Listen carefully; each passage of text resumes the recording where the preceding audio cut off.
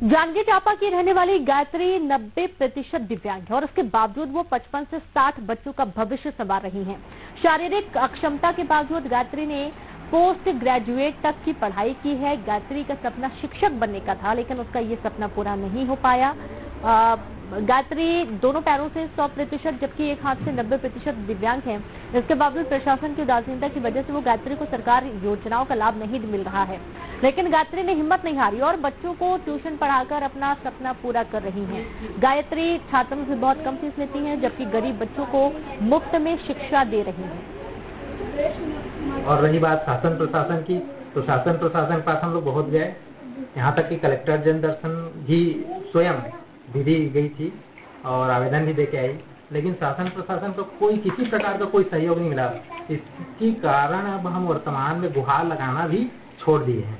जी, मैं ऑटो चलाता था पहले।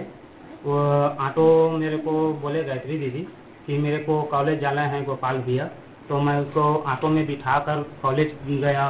कॉलेज से फिर घर लेकर आया, उठा कर ले जाना पड़ता था और कॉलेज में भी उठाकर ऑटो में बिठाना पड़ता था मेरे को। उनको जो चीज़ भी हम लोग बोल दिया करते थे उस समय कि बेटा इस होमवर्क को करना है, इस कॉपी में तुमको लिख के लाना है, 3 बार लिख के लेकर आना है, 4 बार लिख के लेकर आना है।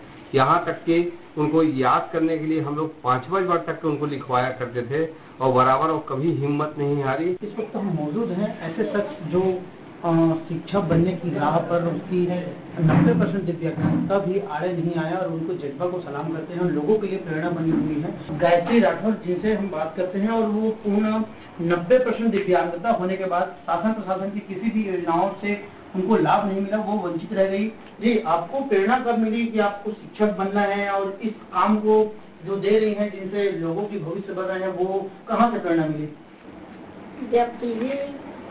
जब पीजी कंप्लीट हो गया ना, उसके बाद मैं धीरे धीरे सोची कि अब ट्यूशन कोचिंग क्लास करना चाहिए।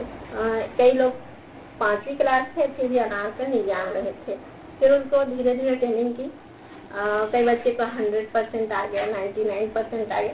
फिर मेरे में लगन मतलब धीरे धीरे आने लगी कि मैं कर सकती हूँ, ये क्यों नहीं कर सकती। ऐसे करके धीरे धीरे मैं अपना ट्यूशन को बढ़ाती गई।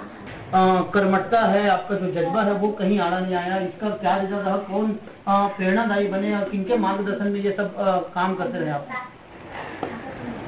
मैं अपने सर रोशन के तोरानी सर हैं, वो हमेशा हमें सपोर्ट किए मेरे को। और मैं बचपन से विकलांग हुई तो फिर भी मैं पढ़ने को नहीं छोड़ी, पढ़ाई को नहीं छोड़ी, चाहे मेरे को कोई देखकर हंसते भी थे। तो जिस तरह गायत्री ने अपने संघर्ष के कारण पढ़ाई करने के बाद पीजी पूरा कर लिया और उसके बाद शिक्षक बनने के जो सपना वो घर में रह के पूरा कर रही है, ये इनकी जज्बा को सलाम है। कोंडागांव में मौसम का मिजाज एक बार फिर से बदला, जहां पर मूसलाधार बारिश हुई है। गरज